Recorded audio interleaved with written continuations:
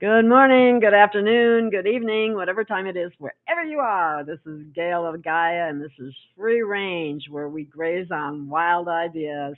And I have with me today a guest that we've had on once before, and she has wonderful messages for people because she's a horse whisperer and a human whisperer. So she is able to communicate with animals, and she will tell us the importance of that interspecies communication, a little bit about herself, and I am so happy to bring Ginny Jablonski on. Hi, Ginny. Hi, Gail. Thank you so much for having me back. Oh, I love your information, and I'm sure my listening audience does as well. You're a rather unique individual. Not too many people feel that they have the ability to talk to animals and so on. So I know that you had if you don't mind, talking a little bit about your near death experience, because that's when all your psychic gifts came forward. Is that correct? Yes, it was just after my last near death experience in 2012. Wow. Can you explain what happened, what you remember about that, and how that manifested, and then how you pulled yourself out of it, and all that? That Mhm. we may have talked a little bit about it last time, but it never hurts to repeat things because people forget, myself included. Me too, sometimes. Okay.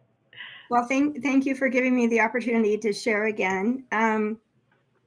So I had been on fentanyl for roughly 4 years, and it was prescription fentanyl Mhm. due to excruciating pain, which I tried to manage through every other possible means. And finally, fentanyl was my only hope, according to the doctors, because I didn't know anything about alternative healing, or I never heard the word spirituality. So my solution was medication. So I had just had my fentanyl prescription increased to 135, I think, micrograms per hour. In addition, I was also taking Dilaudid 8 milligrams per hour. So I wouldn't take Dilaudid every day, but when the pain was coming through and I didn't want to have to constantly up the fentanyl prescription, I would take Dilaudid for what they would call breakthrough pain.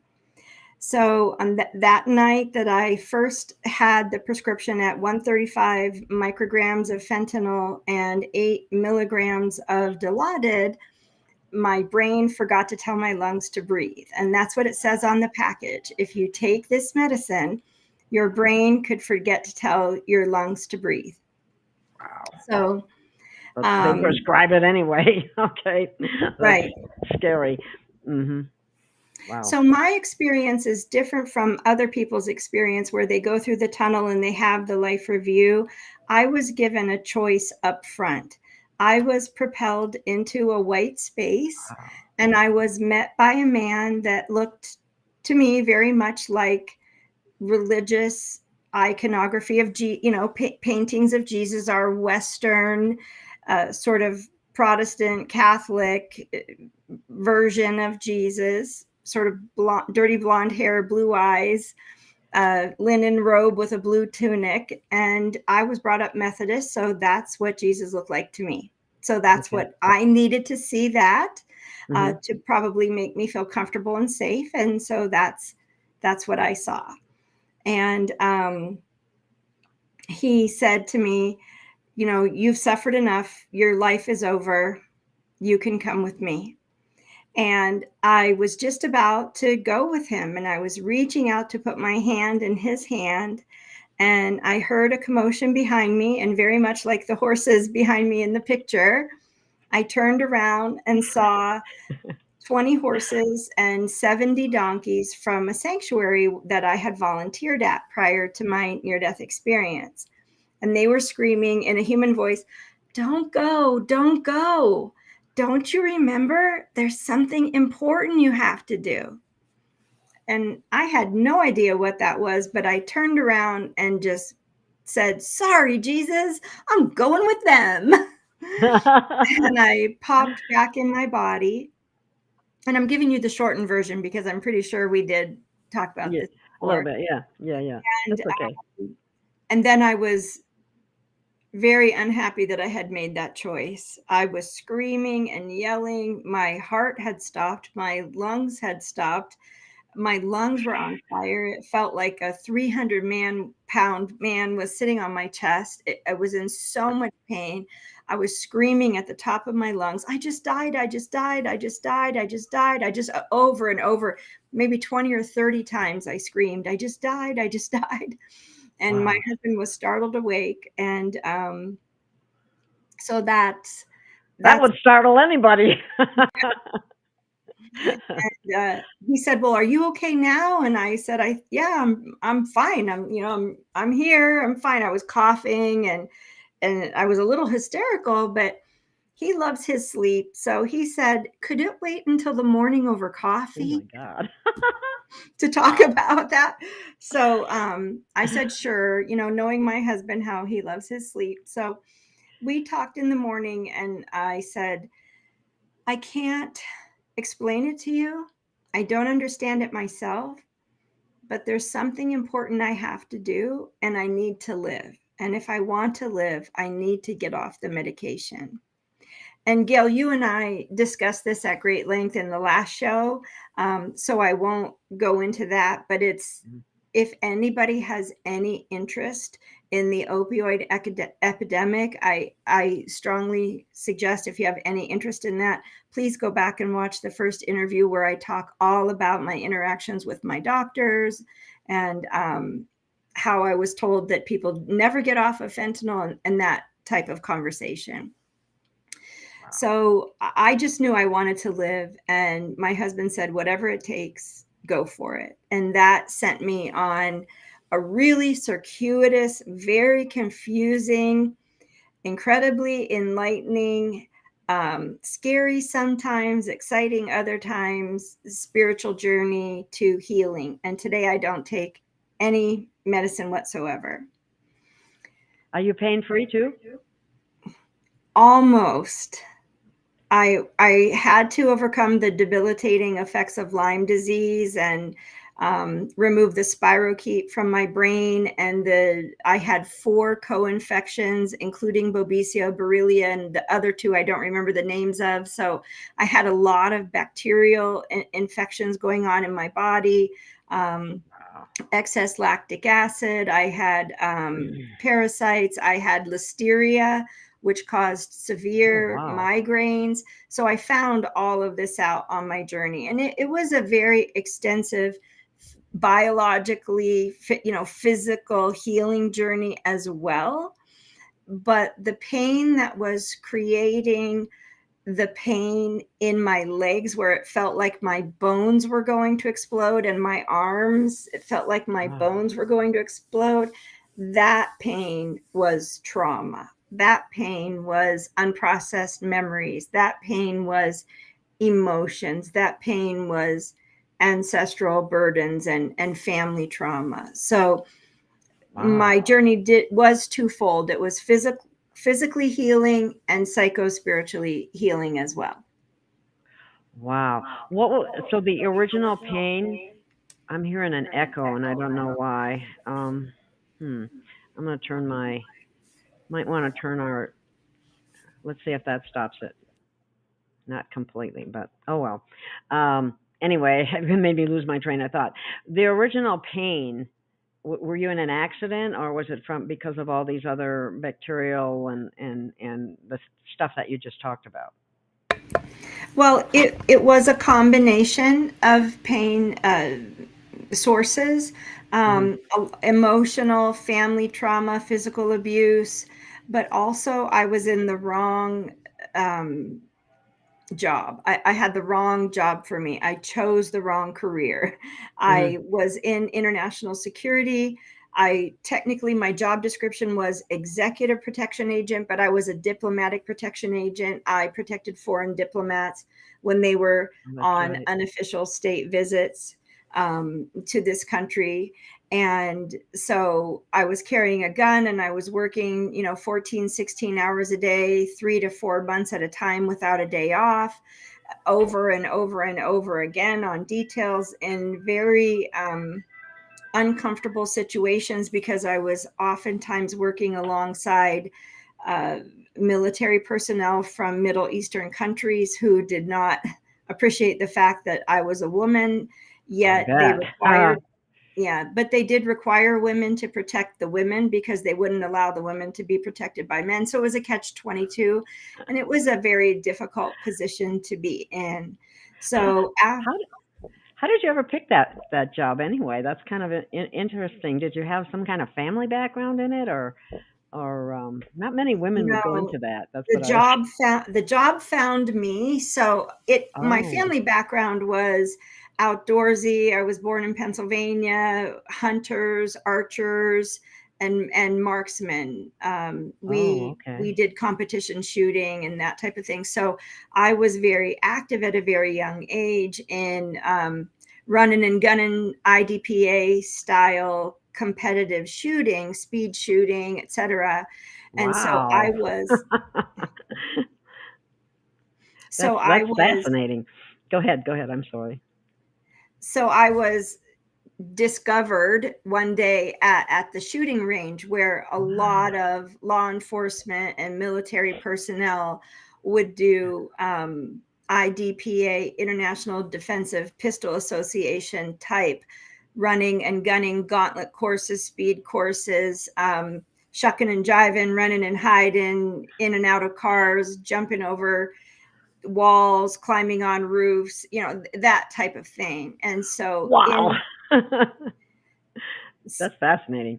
Um, someone approached me and handed me a business card and said that they wanted to talk to me about getting into the field of executive protection. And I thought it was a joke, and I thought, oh yeah, Magnum PI, oh, that's so funny, that's ridiculous, that's not me, that's all these people that couldn't be cops that now they just want to carry a gun. And I didn't really understand what it was, that it was mostly former military, former decorated military, Army Rangers, Navy SEALs, you must Delta have been a Force. pretty darn good shot.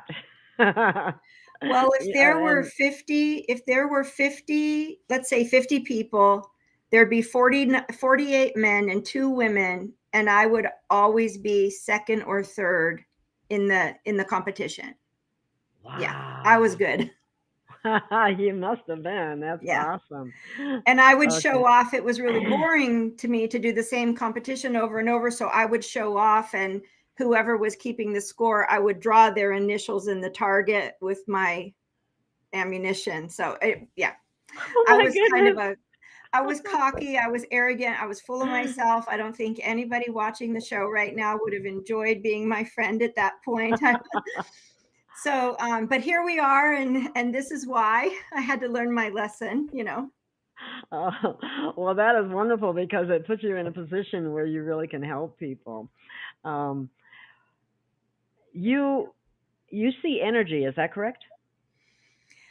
I see many different ways. I see Oh, the energy of the physical body, the nervous system. I see the meridians. I can see the chakras. I see the subtle bodies. I see the soul. I see multidimensional beings.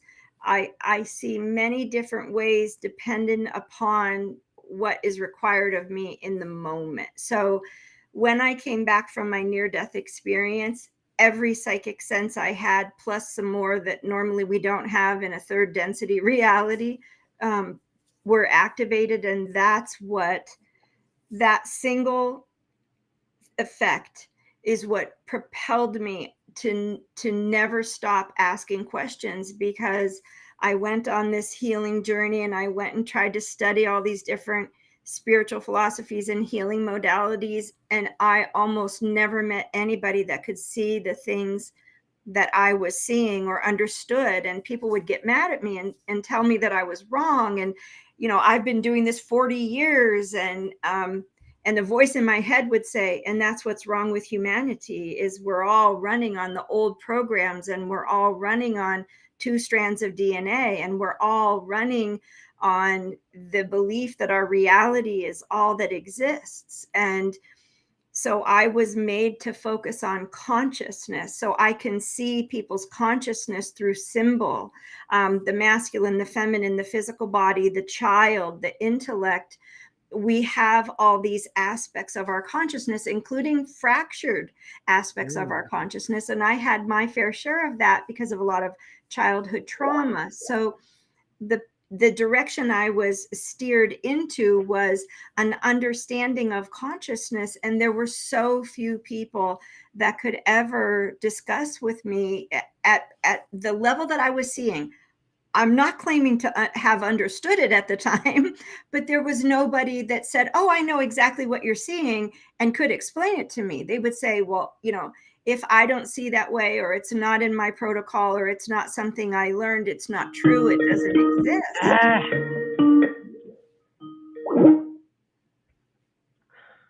I'm sorry, somebody called me on Skype. You cannot call me on Skype when I'm doing a show. Sorry. um, maybe it was an accident. Anyway, I'm sorry for the interruption. That is absolutely amazing. Okay, and everybody is given gifts for certain reasons, and I think one of the reasons that you have the gifts that you have, apparently your DNA was activated, or you got maybe some additional strands. Do you have any idea about that? I have been told that. I don't profess that. I mean, I'm not Mm. here to say, I have seven, strands of DNA activated. I mean, it's very clear that I had some number of strands of DNA activated when I came back from my near death experience, because over my lifetime, I've actually had four very profound experiences. Every time I've gone to the other side, I've brought back frequency and had, my understanding is I've had one or more strands of DNA activated each time I went to the other side of the veil. And the last time I went, it was as if there was just a direct line of communication to my, what most people call higher self, I call the oversoul. And in my understanding is that part of us exists in the sixth density, but it could be different for many people for many reasons. That's just my experience of my being. Mm-hmm. But I did want to say, you mentioned something, and I can't quote you perfectly, but just about 3 minutes ago, you said that there must have been some reason that I was given these gifts. And I wanted to say that I believe that because I was bedridden or at least today, I believe, Mm-hmm. because I was bedridden for like 10 or 12 years Oh from my God. debilitating pain and being Mm-hmm. on different medicines. Even before the opioids, I was on methotrexate, which just, you can't get out of bed on that type of low dose chemotherapy constantly being fed into your system. I had all pride, all vanity, all arrogance stripped away from me in that experience because I was bedridden. And I used to be very capable, right? And very sure of Mm-hmm. myself and very confident and very cocky. And when I was laying in bed watching HGTV all day, that all was completely and totally stripped from me. So that when I came back with these abilities, I almost had a childlike naivete. I would say, no, it's right there. You can't see it. I was trying to explain to people. I knew what diseases people had, when they were going to die, just all kinds of Oh stuff my that I had goodness. no really business knowing about people.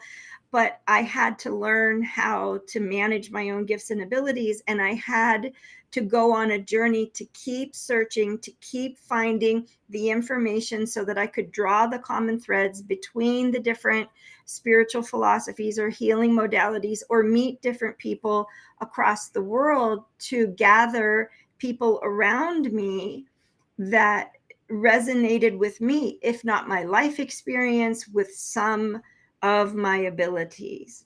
Does that make sense? Yes, it does. Wow, that's fascinating. And somebody just wanted to say from the audience, they're glad you're better now, and so am I. Thank So, you. thank you, Tim. And also, your gift Yes. is a little bit of a burden at the same time. But I've you, been, I've definitely said, and I wouldn't say this today, but I've been known many times to say it's a blessing and a curse. But I don't say that anymore, Mm-hmm. because I realize in hindsight, a lot of the things I experienced, some of it was my karma, some of it was other people not being able to step up and get through their own karma in order to fulfill soul agreements that I had with many people to go on this Oh, journey wow. with me. You know, a Uh-huh. lot of people were so trapped in trauma, as I was. If Uh-huh. I hadn't been given the gift of the near death experience, I'd be dead. I wouldn't be here talking to you about these remarkable gifts I have. I would be just like the other people I met on my journey that were trying to use certain gifts or be a coach or be a healer or be a teacher or, you know, be a practicing, Buddhist, Hindu, what have you, or indigenous shamanic practitioner, but not being healed enough themselves to ever really activate their own DNA, being stuck in trauma like most of us are. So I was given the gift of a workaround. I wasn't healed. All my trauma was not lifted off of me. Please don't hear me say that. But I was Wow. constantly told, when I ran into the brick wall, when I felt the trauma, when I felt the emotions, when I ran into the unforgiveness, I had that connection to my higher self to say, this is what it is. This is where you look. Go find this person. Go seek out that modality. Read this book. And I was forced to go on a journey of, some people would say learning, some people would say remembering, because most people do believe that we all already know all of this. Yeah. And on my journey, I certainly found out I had done all of this many times before, and I'm just one of a couple 100 million of us that were meant to do this same thing, but we forgot or we're traumatized and we don't know how to get back there. And not enough people are talking about it. And Gail, you mentioned before the call, you said one of the things, and I hope I'm not talking out of turn, or I'm No, no, go sure ahead. I'm Go ahead. Go skipping ahead. around, Oh, but you please. said one of the things you wanted to talk about today was how many people are out there as healers and they're saying, you can't do this if you don't do the work, or you won't evolve or reach a certain level of consciousness or what have if you don't do the work. But nobody's out there saying what the work is. Thank you. I Yes. am. I've been interviewed like 60 times, and I give every ounce of information I've ever learned is somewhere in one of the interviews I've given. And I'm now starting to make free videos on my website for very helpful, very practical, very, pardon the non-vegan language, meat and potatoes tools for people that can do their own work if they choose. I'm not saying that none of us ever need help. Like, we don't. I definitely needed, because I had so much trauma, I definitely needed somebody to help me see what I couldn't see, perceive what I didn't understand even existed within my body, my consciousness, my energy field, or my soul blueprint. There's a lot there. It's complicated and people don't talk about it. They I just know. say, for $999 you can manifest the Porsche of your dreams, or a new, whatever that is. And they're not explaining to people why it's not working. But they're willing to take money, and they're not.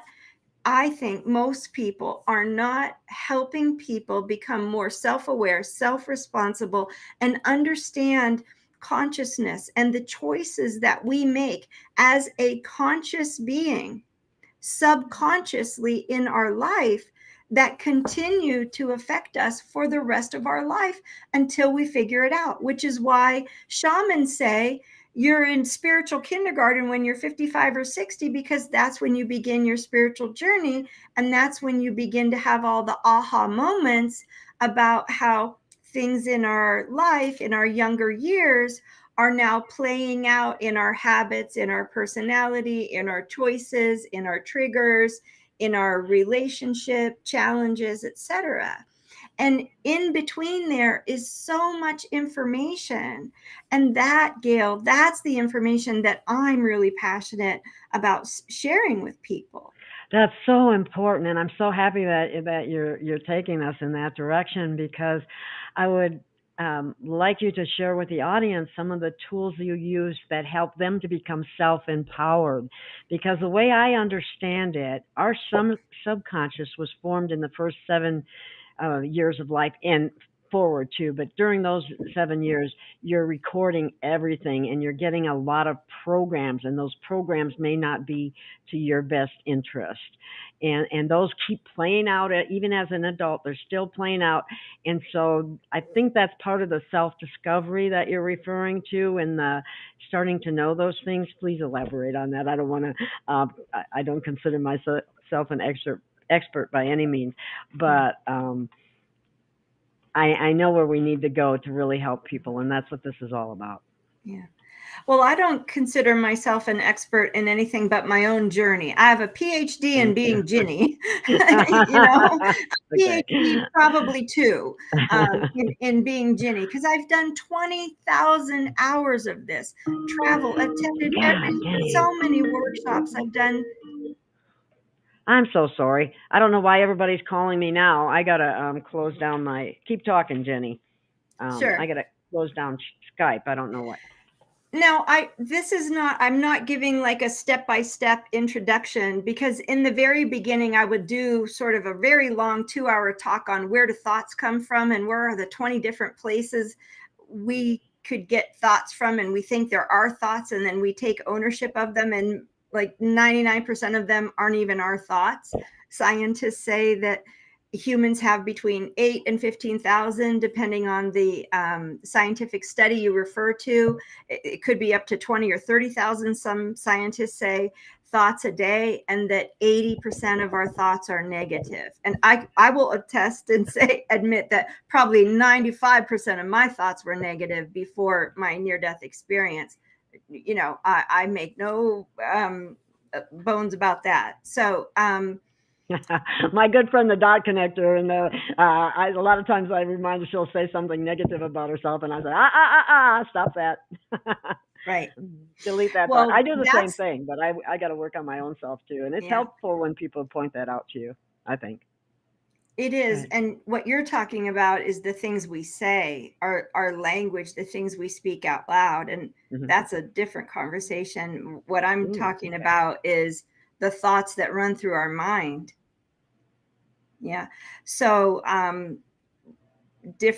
anyway, that's for another day. That's another conversation. But that would be my preferred way of starting, like to share with somebody how they can go about being more self-responsible. But the first tool that I could give to figure out the source of the thoughts would be self-inquiry. And Oh, I okay. define self-inquiry as breathing and centering, grounding, placing our hand on our heart chakra, and asking if the thought belonged to us or not, what we were meant to learn through the experience of the thought or the emotion or the feeling,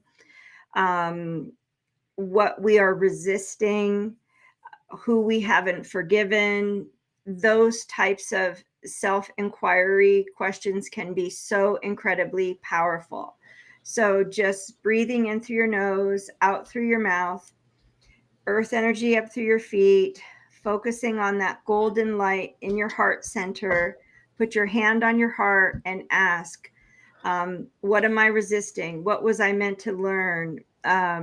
What am I not seeing? Who haven't I forgiven? Or what's under that? Right. And that can go in many, many, many different directions, but I call that self-inquiry. So that's one tool.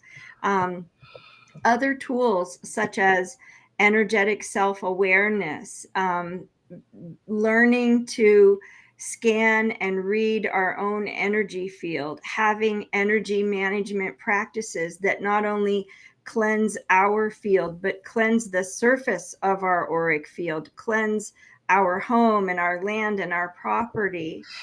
After my near-death experience, I saw everybody everybody, like 99.9% of people walking around with the surface of their auric field all gunked up, which with what looked to me like burnt molasses.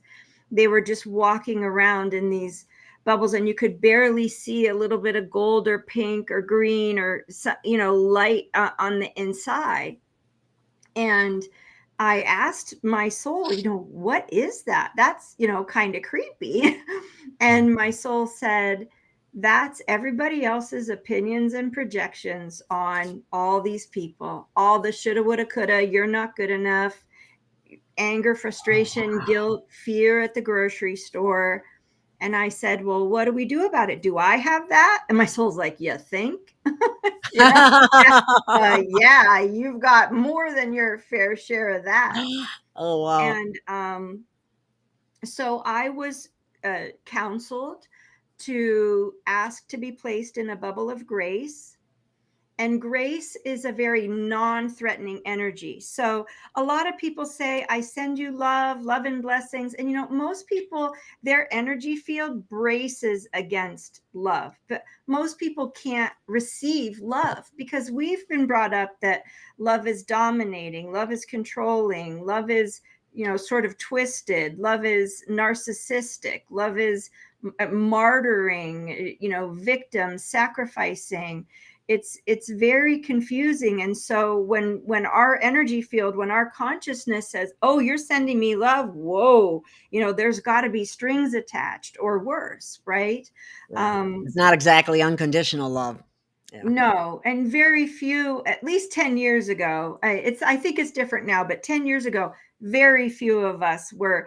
Lots of people talked about unconditional love, but most people's heart chakras, and I can see them, unfortunately, are so shut down. There's no way people are in unconditional love.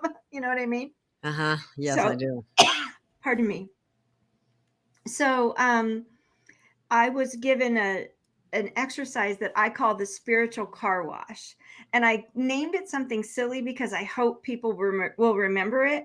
And I hope people use it every day. I hope that everybody uses it every day when they wake up.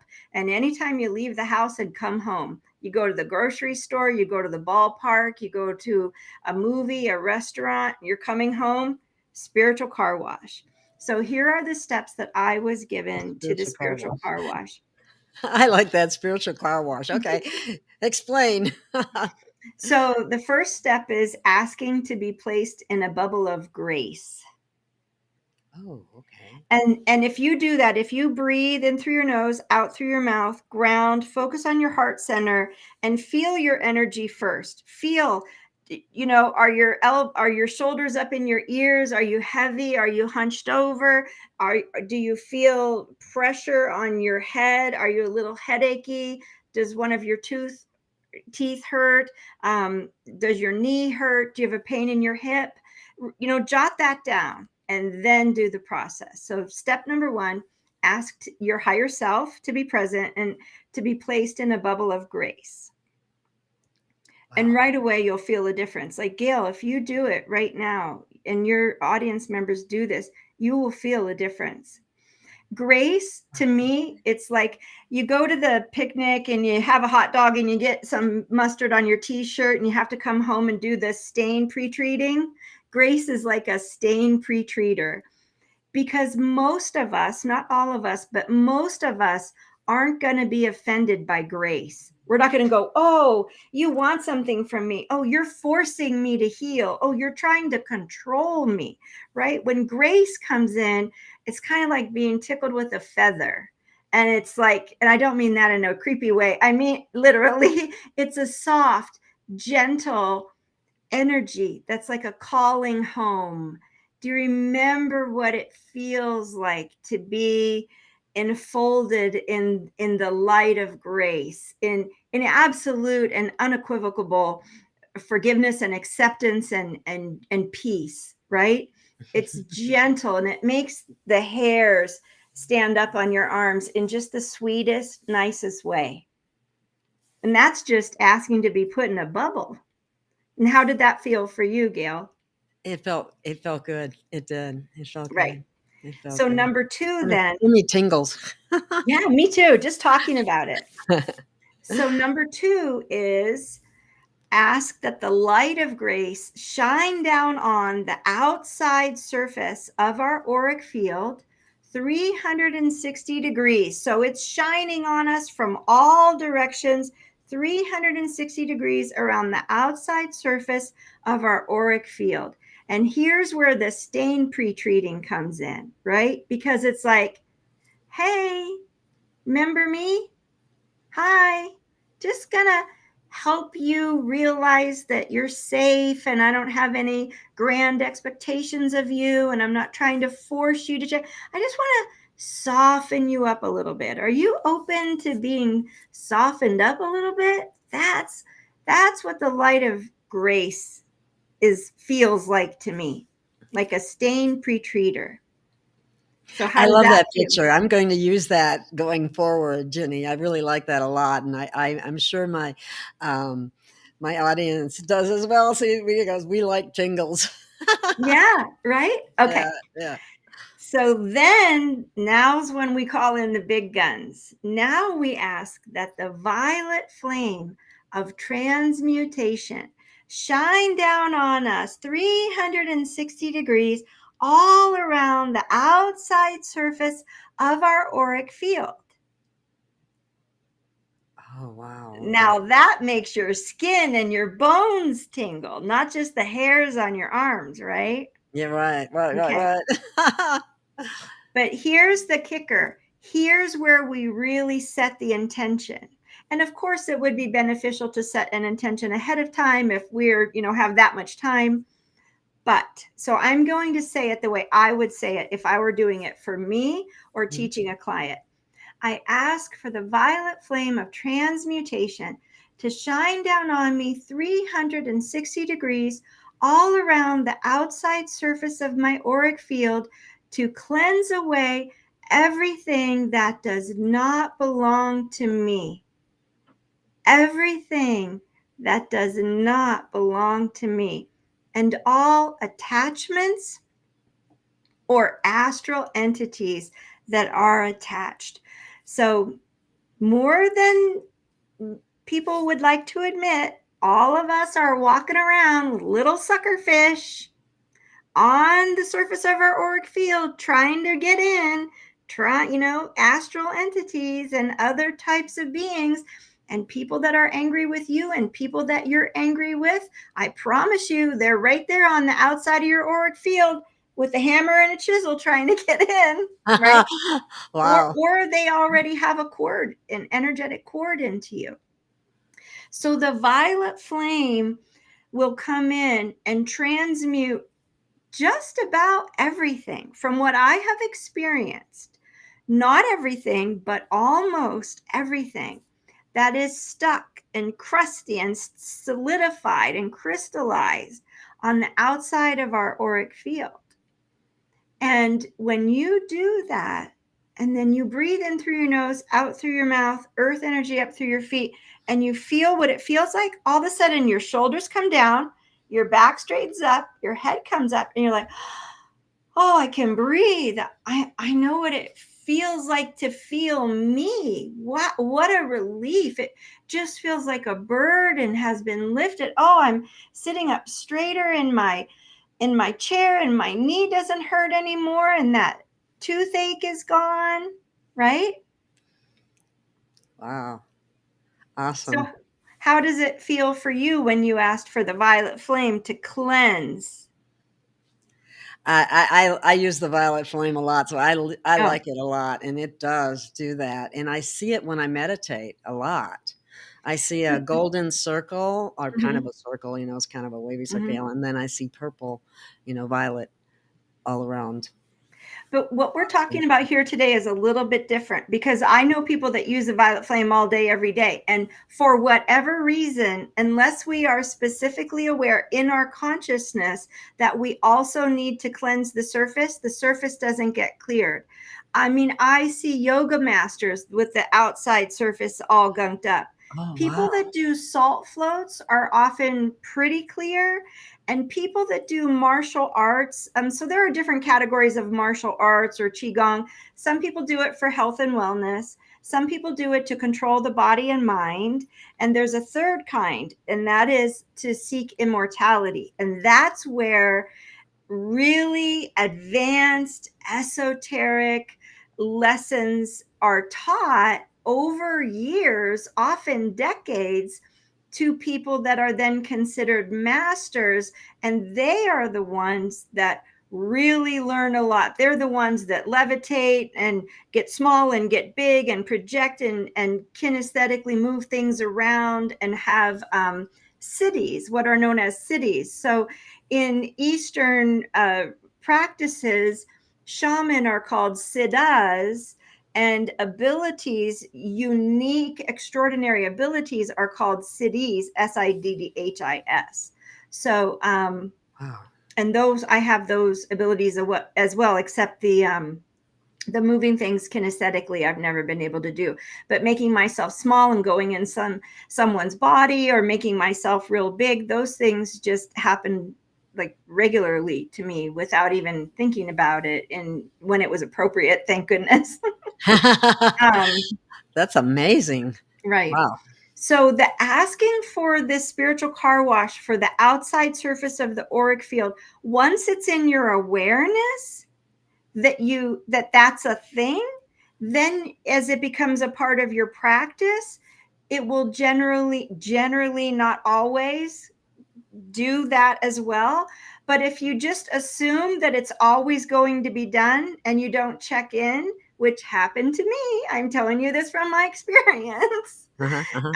If you forget about it and you don't tend to that, you will begin to get gunked up again. And I mean, I can see this stuff and I'm not making it up, and when people clear themselves and they feel better, it's it's not like I came and did it to you and threw a bunch of brown paint on you just to make you feel better and make you feel like I just gave you a worthwhile tool. That's not what's happening here, Wow.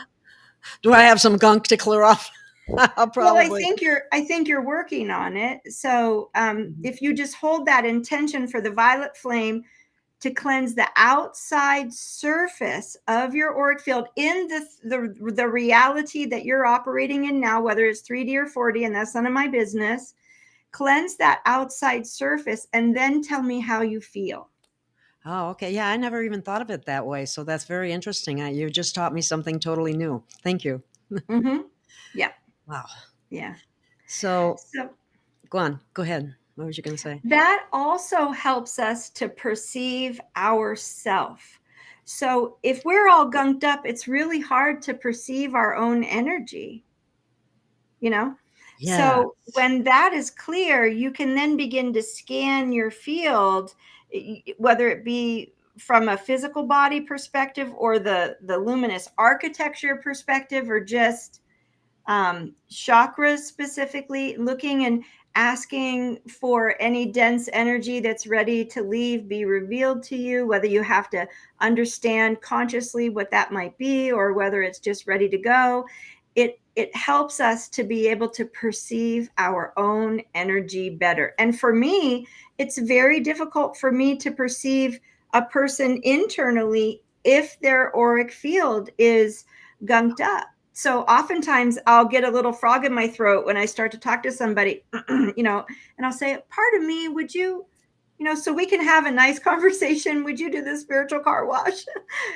So if the person is wanting me to give them messages or something, not like people in a restaurant. But does that make sense? Yes, it does. That's fascinating. I love that spiritual car wash. And then we can take the spiritual car wash and apply it to our home, our car, our animals, doing the outside surface. We're not violating their sovereignty by going inside their energy field. And by the way, that's a huge pet peeve of mine in this industry. But we can do the outside surface of their auric field or teach them how to do it for themselves.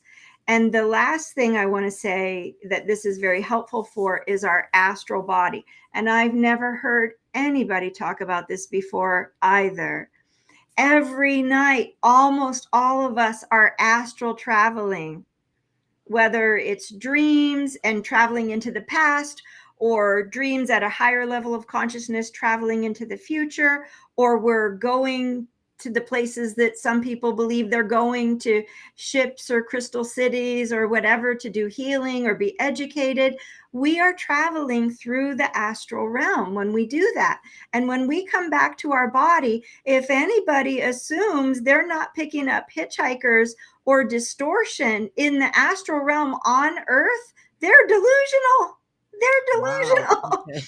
And I've never heard anybody talk about it. And to watch a person's light expand when we ask for the spiritual car wash for our astral body, which then also clears away the astral entities that are coming back by doing those travels in the night.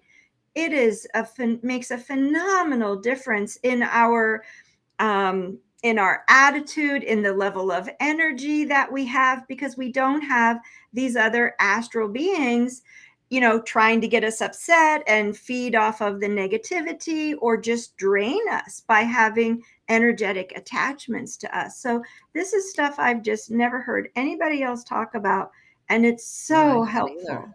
And I interview a lot of people. I haven't heard anybody talk about that Yeah. either, actually. So that's fascinating, and thank you very much for that. What about? I feel like I'm talking about my own personal journey, but I very rarely remember dreams. And as far as astral travel, I don't. I may be doing it, but I'm not aware. Um, so is that because I'm got a lot of gunk on my or is there any explanation for that makes any sense? Well, a lot of people have similar issues, and the answer, to be honest, is different for every people, because it's Okay. not just one answer. But I'll give you what some people would call like a textbook answer. It's not the whole answer for you. My Okay. understanding is that when we dream at night, if we leave our body through our crown chakra, Hmm. and this is taught by Michael Tamura, who used to be affiliated with the Berkeley Psychic Institute, and now he's on his own teaching clairvoyance. And I find him to be the most ethical, integrous, comprehensive teacher of clairvoyance, of psychospiritual awareness that I have found on the planet, bar none. Wow, what's his name He again? Michael J. Tamura, Tamura. And if anyone just wants to be a little bit self aware, if you can do the first two, um, I don't know what they would be called, like chapters or phases of his program, which is a six level program. So if you did level 1 and level 2 and just left it at that, you'd be more in the know than most spiritual people on the planet. Just level 1 and level 2 that Michael Tamura Wow. teaches. Level 1 is either $400 or $600, and level 2 is a bit pricey. It's $1,200 or $1,400. But if you only did those two things, you would be more self-aware and better able to manage your own energy than about 80% of the energy workers on the planet, I promise you. Wow. Yeah. Oh, So it's to answer your question, according to him, and he's had 5 or 6 near-death experiences, and like me, he talked to golden beings of light on the other side, and they gave him instructions to help bring this information to humanity, to help empower humanity and help humanity remember the truth of who they are, and how to use our psycho-spiritual apparatus, how to understand it, how to better define it, and how to clear it, and how to utilize it, implement it in a very ethical, very grounded, meaningful way. So he wow. teaches that when we dream, if we leave through our crown chakra, we don't remember our dreams. If Oh, we leave through the solar plexus in the back, or basically the spine, so you might leave through your heart chakra, solar plexus, in that area, dependent upon the intention of the soul. If you leave through the back, there there are psycho-spiritual abilities there that record the experience and help us remember, consciously remember. And Wow. that is the choice of the soul, how we operate. A lot of people will tell you that the number one way souls communicate with people is through dreams, whether we remember them or not. It is one tool to help us work out judgments and unforgiveness and other lifetimes, parallel, past, present, whatever you want to call it, future lifetimes. Mm-hmm, mm-hmm. Everybody has different language that they like. And to remember that is a choice of the soul. And what I have found is that our soul is really driving the bus.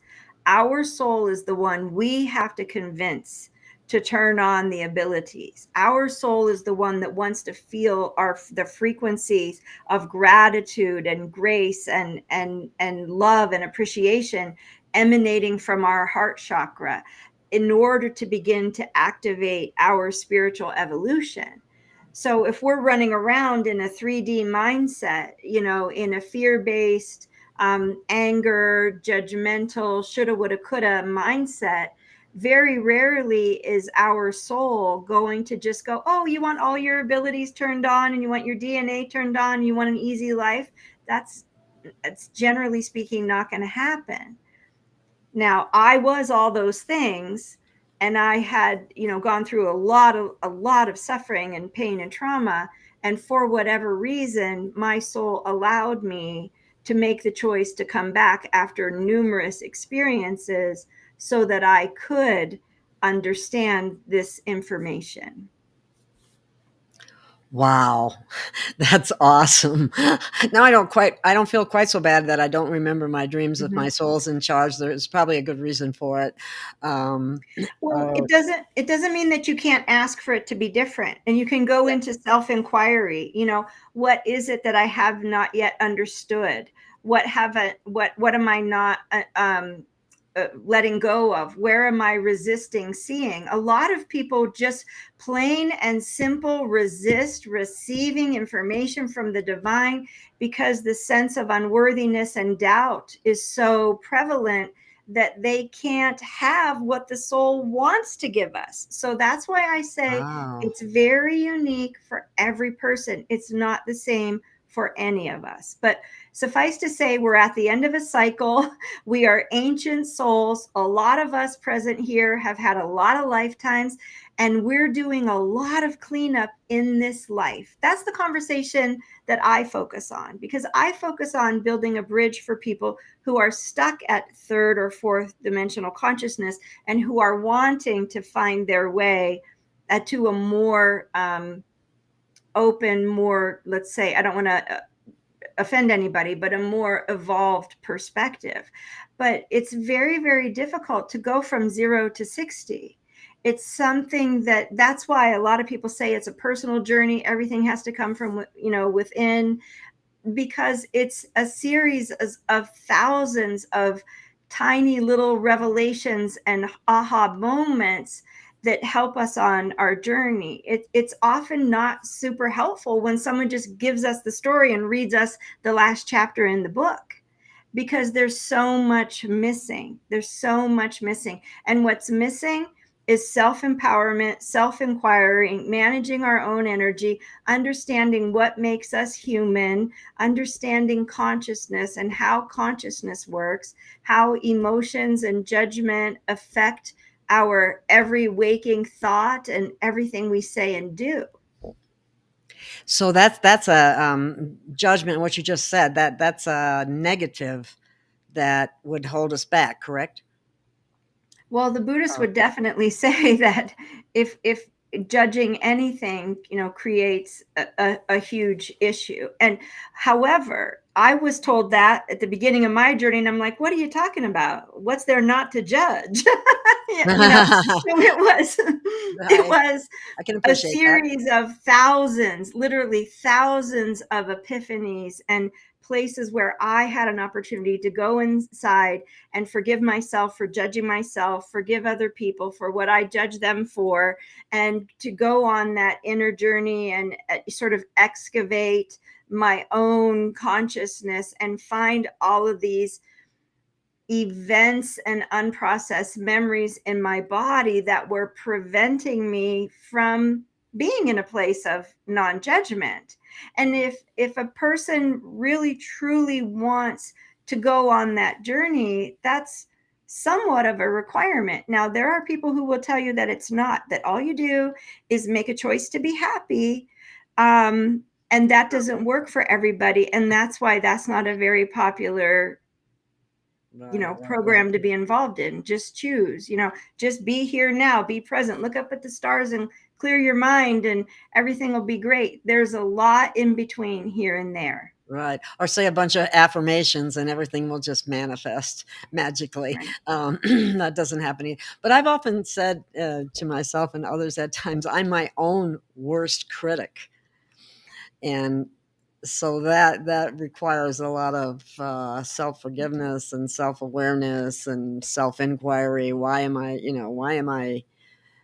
doing that? Or why am I saying that? Why am I being so critical all the time? And so having the perspective of considering that at a deeper level is really important. And some of that comes from the wounded inner child. Some of that comes from fractured off parts of our consciousness, or what the shaman would call soul loss. Some of that are simply the voices of our ancestors or our parents or our family or our former spouse or our teachers or our coaches. Some of it really doesn't even belong to us. Wow. Okay, well, well, I know I have plenty of my share of that. So how does, here's another important question, like, how does trauma affect our relationships with others? Well, I mean, I think we could answer that question easily 20 different ways, but okay. I think what would be most helpful? Well, we have triggers. We don't trust, some of us. Mm-hmm. We build barriers and coping mechanisms based on the unresolved trauma, because the primary job of the subconscious mind is to make sure nothing changes, nothing stays the same. Don't push, don't create resistance, because that's painful. And if you go there and you look at that thing, it's going to happen again. Right. So, wow. Some of it is just doubt and unworthiness. And, well, you're going to disappoint me in the end, so I may as well just sabotage our relationship up the get-go, Wow. I mean, it's very complicated, actually. And we can have past life agreements with other people. It's very true. Is it always the case? No. But I've heard people really poo-poo the idea of having other agreements or judgments or misunderstanding in other life as a legitimate cause for struggle in this life and relationship. And I'm here to tell you, it's actually a thing. I'm not saying every relationship and every person, but oftentimes it truly is present. And to know that and to become aware of that at a higher level of consciousness, where we accept that we do have other life experiences with other people, and there were misunderstandings, or there were traumatic death injuries, or I did murder you and you did murder me, or what have you. When we can let go of those things, it helps a lot of people. Wow. Wow. And here's somebody mentioned this about sometimes we can be our own worst enemies. And I guess that's what we're addressing at the moment. So that's kind of important. Someone here has another, the Buddha, let me see, wait a minute. The Buddhists say that you should feel the frustration, the anger, but not react to the emotions like fire. It will eventually burn out into nothingness. Do you agree with that? I don't get the impression you do from what you've said. I don't think it's ultimately necessary. The Buddhists also talk about idiotic compassion. So I don't totally buy into although it's been around for 5,000 years or more. And I'm so grateful that there are many, many people benefiting from that perspective. There are a lot of things within those teachings that I don't agree with. I believe that our heart and our tremendous capacity for love and emotion and compassion as humans is an asset, not a deficit for us, if we use it well and release the trauma. But you asked about how trauma might affect our relationships, and I have a story that I could share about a horse and how trauma was affecting the horse, if you don't mind. Oh, please do.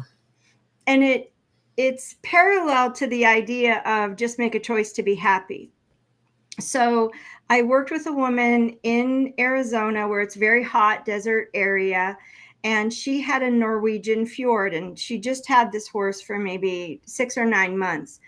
And the first thing I did was ask him how I could help him today. And he said, "It's so hot here. I can't stand it. I'm not supposed to be in a climate that's this hot." And so I shared that message, and I looked at the woman and I said, "But I am very aware that there are a lot of people who have fjords in Southern California. It's very hot there. And I know that other horses seem to thrive in warmer desert climates." Mm-hmm. So I was kind of inquiring in my humanness. I wonder what that's like. I would really like to talk to another fjord and get their perspective of how they deal with the heat. And so my client said, "I have a girlfriend with a fjord in Riverside, California, and his name is such and such." And when she said his name, the horse popped up in the breezeway of the barn right here. Oh, wow. And I said, "Oh, hi." And he goes, "Well, for whatever it's worth, I can't tell you how it worked or why it worked, but I'll just tell you that I used to really be affected by the heat too. And one day I just decided that I wasn't going to let it bother me anymore, and it didn't." Now, how many times have we heard people say that? Eckhart Tolle teaching, and I know they're more complex than that, but other, people who sort of hear this idea, just make a choice to be happy. They make a choice to be happy. All of a sudden, their life changes. And that's beautiful. And that's real for some people. And I find it's different in soul lineages and genetic lineages and based on our past lives. And there's a lot of factors. It's never just one way, right? Wow. Yeah. So I looked at the horse, my client, and I'm like, "Well, he said just make a choice." And the vision the horse gave me was a Grand Prix, which means professional high-end competitive horsemanship, a Grand Prix jumping course. So the horse was jumping 5-foot fences, right? Wow. Okay. And he was trying to jump this jumping course. And in front of every jump was a giant pile of debris, trash, dirty laundry, what have you, strewn all around the field with dirty laundry everywhere, everywhere. And he said, "That's my trauma. That's why I can't just make a choice." And it's the same for people. So, how was that affecting his life? How was that affecting his relationship? He was unhappy. He was cranky. He was hot and he didn't like it. And he couldn't just make a choice to be happy and not let the heat bother him because of all of the unresolved traumas and unprocessed memories that he had. Does that make sense? Yes, it does. It does. It's like trying to get, this is what I compare something like that to. It's like trying to get dishes clean just by adding a little more soap and the water's already dirty, Right. And you know what this makes me think of, and I feel like I didn't adequately answer your question just a moment ago when the woman said the Buddhists say that you should feel your emotions and eventually they'll fizzle out. So my answer to that is, if you have an emotion, go into self-inquiry. What was I meant to learn through this? Where is this coming from? Is it a childhood wound? Go into self-inquiry, find the source of it, let it go. The emotion leaves. One of the things we create by constantly feeling emotion is negative energy around us. It lowers our frequency. It lowers our frequency, Wow. right? Feeling, and if we're feeling the same emotion every day for 30 years, I don't know that many people that it eventually fizzles out. If you're going to a stupa or an ashram or a temple, or you're meditating, or you're chanting 4 days a week, or all of your friends are Buddhists, or all of your friends are spiritual metaphysical people, and all you do is community ceremony and drum and dance and sing all the time, it might work for you. But if you're a regular person with a 9 to 5 job, or a part-time job, or obligations at home, or stress, etc., it's not going to have the same effect. So the philosophies, the tools don't always work for everybody. And so I'm speaking to the population of people who are struggling to get out from under, who, no matter how hard they tried, they go to healers, they pay them lots of money, $500 an hour. The healer says you're healed. They leave, the energy comes back. That happened to me time and time and time and time again, because nobody is explaining to us why we're feeling it in the first place. What if we just forgive ourselves or the other person? Then the emotion has no more steam. So you can, in ignorance, just let it fizzle itself out and not understand yourself and not know why it was. And that's okay for some people too. That's okay for some people too. That's how everybody is different, and everybody's Yes.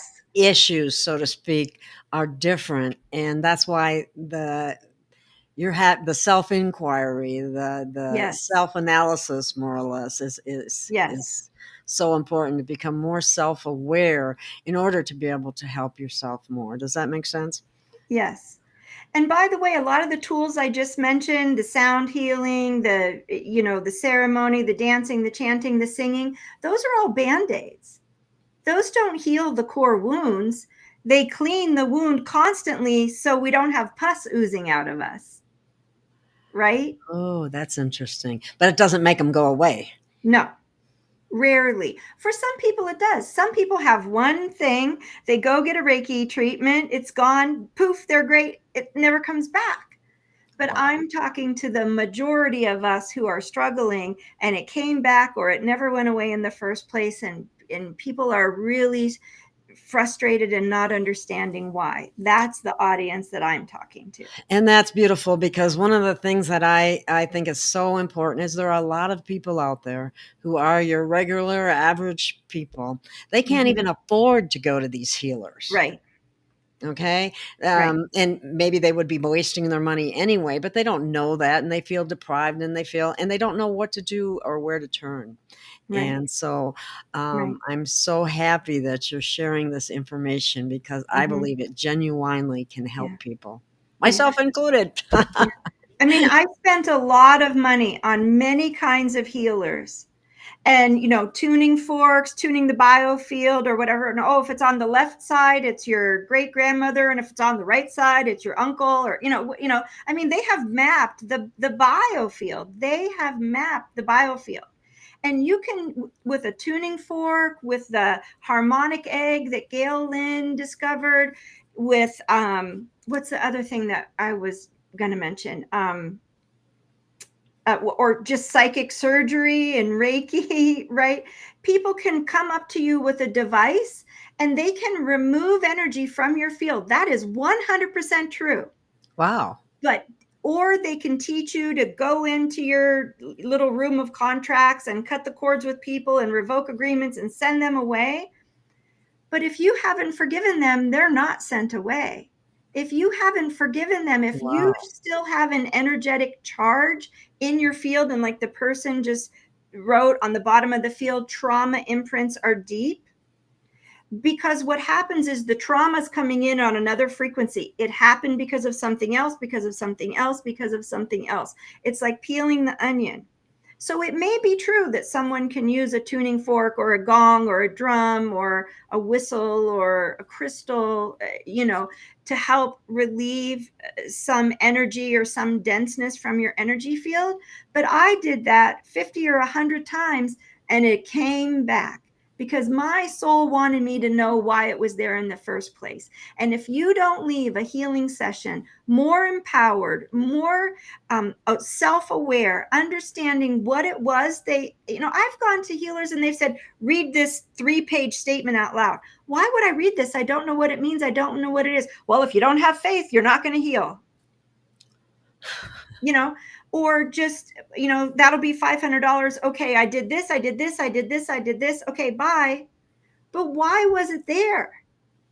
And if we just simply understood, it was a misunderstanding, right? It was a burden that we didn't need to carry. It belonged to our mother and it's not ours to carry. If we just had that simple understanding, nothing would have to work out over time because it would truly be resolved, right? That core issue is so Yes. important in order to let it go. And it only, we are the only ones that can truly discover that, I would think. Right. I mean, our own self inquiry and awareness, from what I'm hearing you say, Yeah. in order to get to the root of the problem, rather than all this surface band-aids and so on and so forth. They're temporary. They don't really do the job. Right. Wow. And that's the biggest complaint I hear from people across the board. I've been doing this. I've been meditating for 35 years. I went and I spent $5,000 and I went to Costa Rica or Peru and I did this ayahuasca, or I did MDMA, or, you know what I mean? And they're looking, all of the solutions are external. All of these solutions that cost money are external. It's free to put your hand on your chest and ask your soul, what's up? Yes.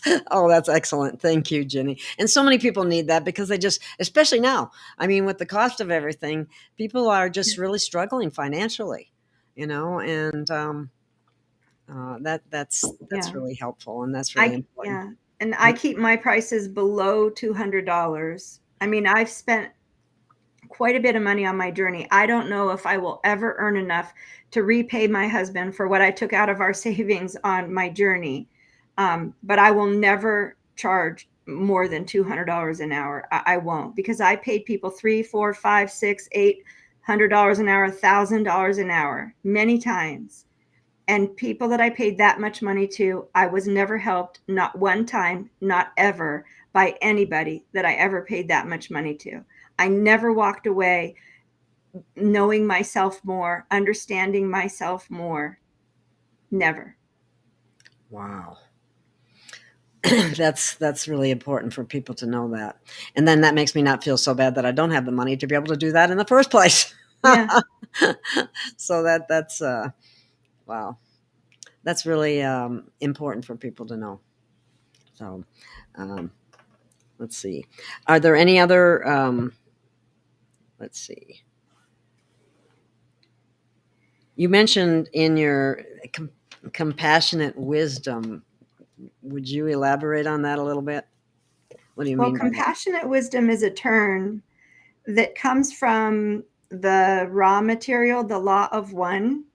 Oh, But okay. due to the Mandela effect, that terminology is no longer in the law of one. Oh, Yeah, wow. it's gone. It's gone from the law of one. So that's where I got it. And it's basically, oh, I just got chills. Oh, wow.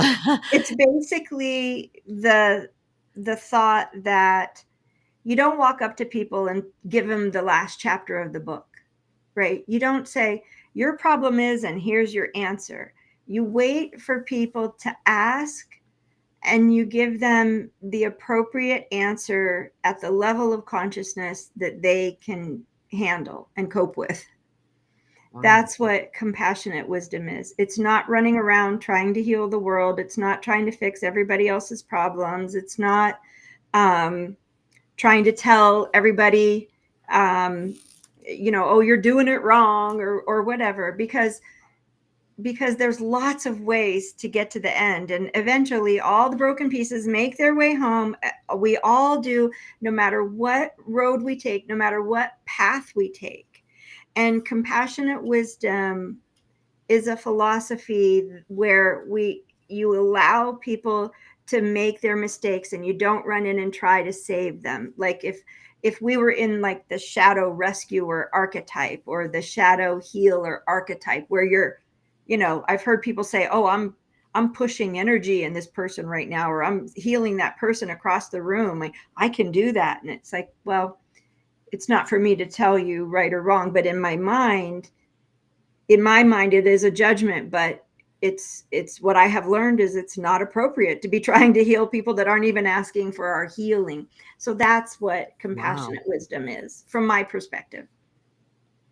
Wow, that makes a lot of sense. It really does. I like that. I'm glad you brought up the law one, because it's been mentioned a few times in a couple of different podcasts that I've listened to. And in all honesty, I've only heard about it. I haven't actually studied it myself, because one group will say it's not good, another group will say that it is good. Yeah. And it's like, Yeah. is it worth my time and energy to look into? Well, like I said, I tried a lot of things. I read a lot of books. I studied a lot of different perspectives, and I don't consider myself a scholar or an expert in any of it. But at least we have language where we can say, we can draw the common threads, and the common threads in all of it are compassion, forgiveness, self-awareness, sort of dedication and commitment to a path of kindness, of compassion, of gratitude, of trying to cultivate joy. I mean, those concepts are ubiquitous across the many major religions on the planet. Wow. I think she did answer. Somebody's asking something about this, but I think you already did answer this in a lot of ways. I don't know. I guess we could summarize it one more. Somebody came in late. It said, I joined late. Not sure if Ginny answered this already. Question, what can individuals do daily to connect within and start address and releasing various elements of trauma, anger, dense injuries, etc.? Yes, we did kind of cover that already, but it never hurts to. I mean, I would definitely recommend that this person go back and watch the beginning, because we talk about two things in the beginning. We talk about clearing the outside of our auric field, and we talk about self-inquiry, which is a very, very helpful tool in beginning to recognize when we're having thoughts or emotions that are out of balance, out of the range that we're comfortable with. But I can give another tool if you'd like, Gail. Oh, sure. Please do. Please do. So what can we do daily to start releasing various elements? So I would recommend holding loving intentions, saying, I give myself permission to heal. I give myself permission to change. I give myself permission to remember the truth of who I am. I give myself permission to feel safe, beginning to cultivate these practices. We don't feel safe. Our field is bracing. We're traumatized. We're triggered. We're in fight or flight. And a lot of stuff isn't coming in anyway, right? So if we do that and we say that every day, and before we go to sleep, I give my soul and my loving benevolent guides permission to communicate with me when I sleep, to help me work out the traumas of past lives or future lives that are affecting me in this life, that are preventing me from manifesting my highest potential in this life. I give you permission. A lot of people haven't given permission of the divine to help us. We haven't asked. So the key right there is asking, right? Yes. But the just asking for it to be done, how, some people say, just give it to the angels and walk away. Yeah. I've never seen that work ever on my journey. And I've had a long journey. I've never seen it work ever. Okay. Yeah, there's a lot of them that say, let go and let God too. And it's like, I don't have to do anything, just let God do it. that works for some people. It depends what your journey is. I would recommend that people find out what their soul agreement with their soul is. What was the purpose the soul had in coming into this life? What did they want to experience? I think there's a great interview, a workshop I did on my website if you go on my website under interviews and advocacy, there's a link to a recent workshop I did with Chicago IANS, and I think it was May that I was there. And I gave a dozen descriptions of people's soul agreements, what they intended to experience in this life as a soul. And it is very illuminating and eye-opening. If you were Wow. to, if you watch that, I think it'll be life-changing for a lot of people, because you will understand, oh, I was just meant to experience judging other people. Okay, done with that. Next. You know what I mean? Right? Really? Well, Or which I want, website is that? You have more than one, don't you? I do. Is Well, it I have one that's ginnyjablonski.com, but that one will refer you to the Heart of the Horse website. The other is heartofthehorse.us. is that where we find the interview that Yeah, you Oh, okay. heartofthehorse.us. Okay. Good. And I'm so sorry. I got lost with the question. So I was trying to give people tools Sorry. as to what we can do. I apologize. I've had a couple of strokes because of my near death, and so my memory is not what it used to No be. need to apologize. You're Thank doing you. a beautiful job of helping people. Thank you. Okay, so permission first. And then what we talked about earlier, the spiritual car wash and self inquiry, invaluable tools that you can use every single day for the rest of your life. You will never outgrow them. I haven't outgrown them.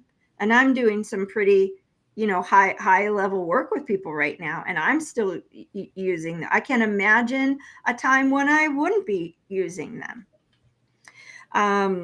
So once we do that, and we give ourselves permission to heal, and we give ourselves permission to receive, we are going to find out where there is resistance. The resistance is going to come up, and that's where you're going to use the self-inquiry. Beyond the self-inquiry, what you can do every day is a meditation where you focus on each of your chakras and you just shine the light of truth, the truth of the pure light of the original creator, the creator source, whatever your language is.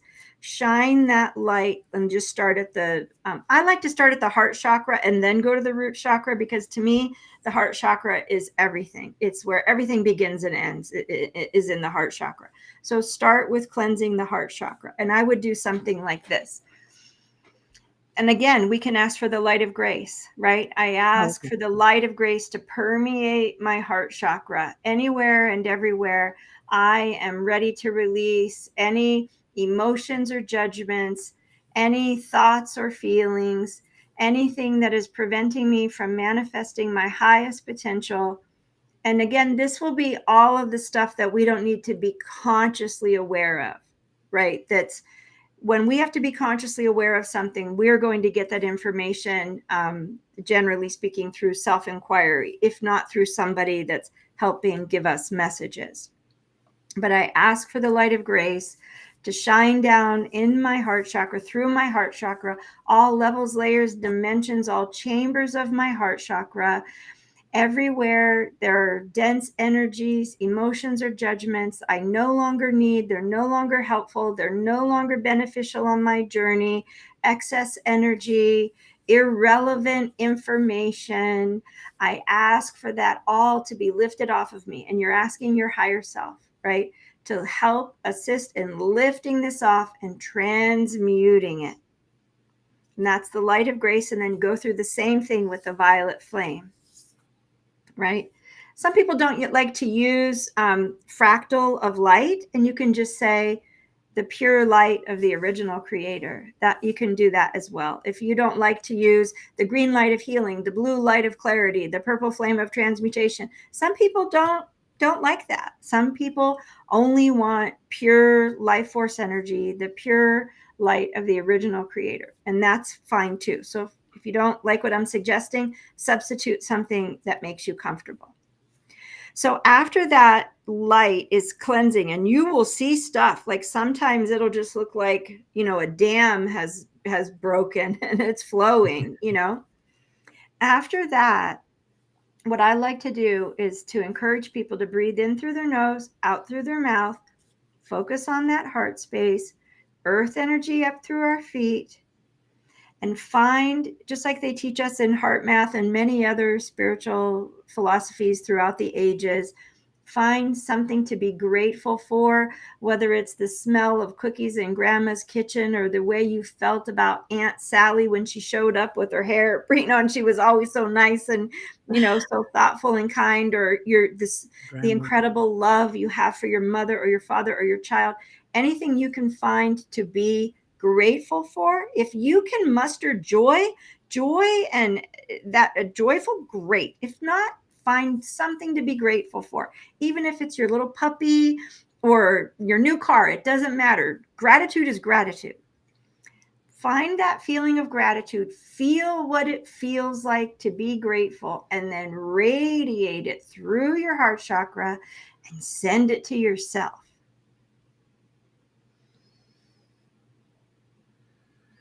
And then move to the root chakra. So then, take a break, breathe. You may not, as you're going through the chakras, you may not be able to come back into a perfect balance when you haven't gone through all your chakras. So make sure you set aside a half an hour to do something like this. And then go to your root chakra. And you could say, I want the pure light of the original creator, or you want the light of grace, the violet flame, whatever. I shine the blue light of clarity anywhere and everywhere there is a distortion in my root chakra, emotions or judgments I'm ready to release, any dense energies I no longer need, any blocks or limitations. Asking for that light, whatever light you choose, and my higher self to assist me in lifting off of me everything I no longer need, everything that is no longer helpful. And I will say to you with 100% sincerity, I see a lot of souls right now just giving people a pass. Just like, it doesn't matter anymore. Let's get beyond all this trauma and suffering. And I am watching people heal in an hour what took me months to heal on my journey. It is happening so quickly now. People are so ready to be done with the drama and the trauma. And their souls and creator are offering all of us grace.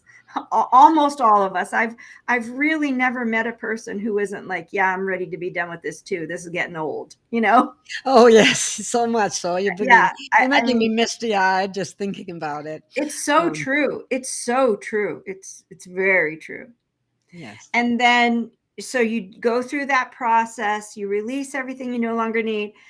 Go into your heart again, find that gratitude, the smell of the cookies, the puppy, your new car, whatever you're grateful for, your spouse, your child. Radiate gratitude, and then radiate that gratitude down to that root chakra. I promise you that's going to be a whole other level of healing. And one of the things that accomplishes is your soul now feels that frequency of that gratitude that you are creating. It's your soul you need to convince. It's That our is soul that's driving the bus, right? Yes, that's so beautiful, Yeah. Jenny. And what it reminded me, what came to my mind was the water experiments with Dr. Emoto of Yeah. love and gratitude and the beautiful crystals that are formed as a result of it. And we're probably almost 80% water. Yeah. And so At it least. has a profound effect on us Yeah. in a very positive way. So that is so beautiful. I can't thank you enough for. I think I'm going to write a transcript out for this and reread it too. Yeah. um, And obviously then go through all the chakras, right? And then when you're done, you're intending to be balanced, centered, grounded, in alignment. You can take your index finger and put it between your eyebrows and another index finger at your brain stem and say, align, align, align, right? We're wanting all of our chakras to line up, the psycho-spiritual apparatus to become into alignment. Align, align, align. And that's where I would end that then. That's beautiful. Wow. um, I can't thank you enough, Ginny. I don't know if you have anything else that you would like to share, because you've shared so much and it will be so helpful.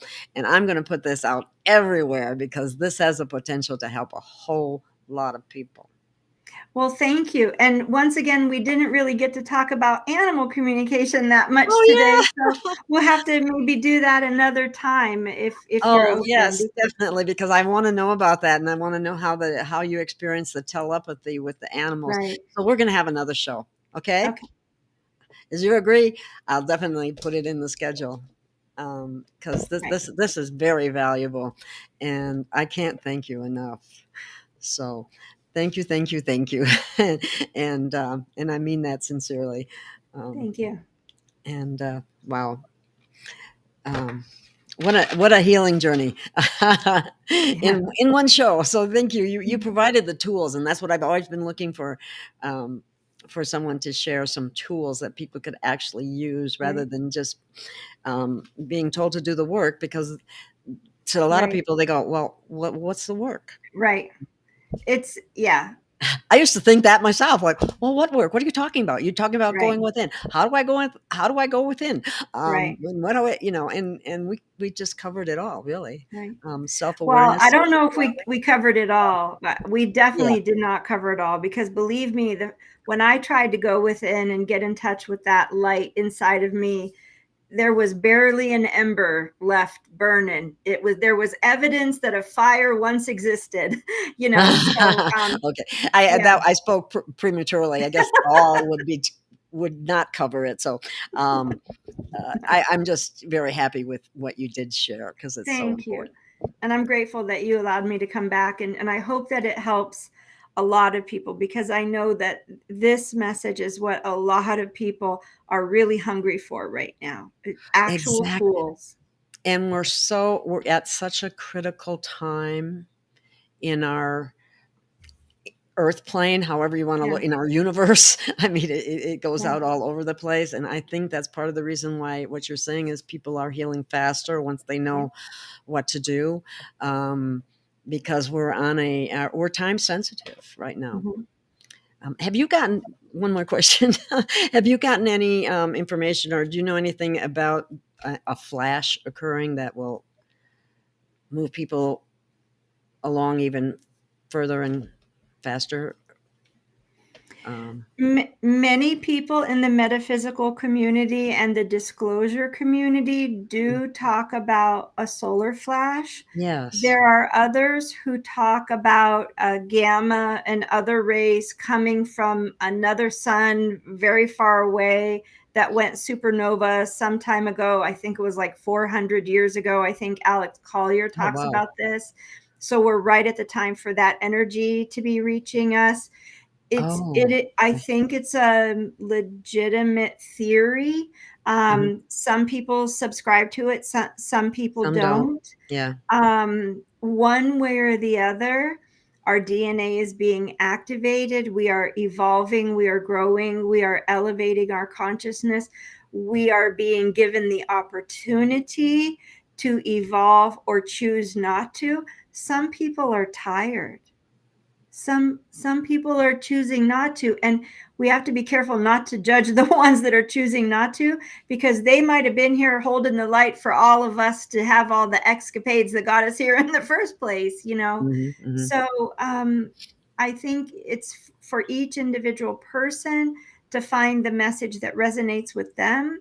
I can tell you that in the beginning of my journey a decade ago, I went to all these meetings and I listened to all these channeled messages, and it's going to happen tomorrow or next week or in 12 days or this, or, and it's 10 years later.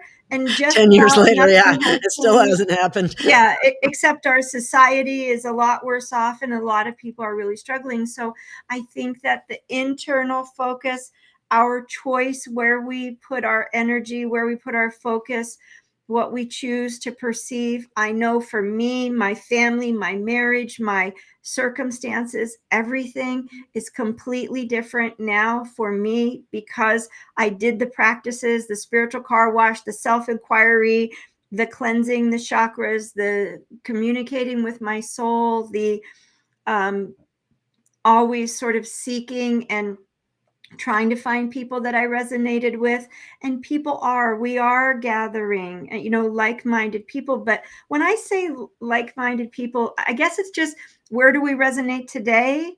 It's not that other people are doing it wrong. It's right for them. And no matter what path we take, all those paths are all going to lead us eventually to the same place.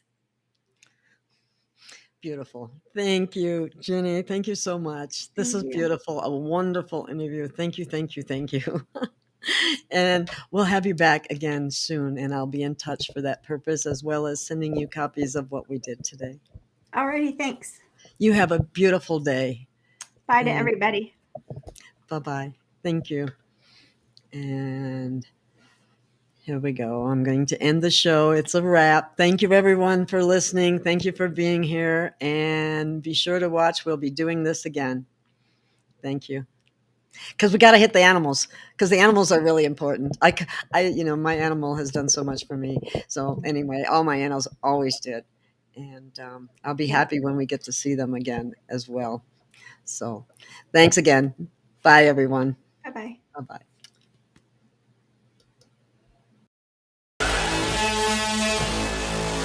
We'll stand. We'll stand. We will stand. Standing tall.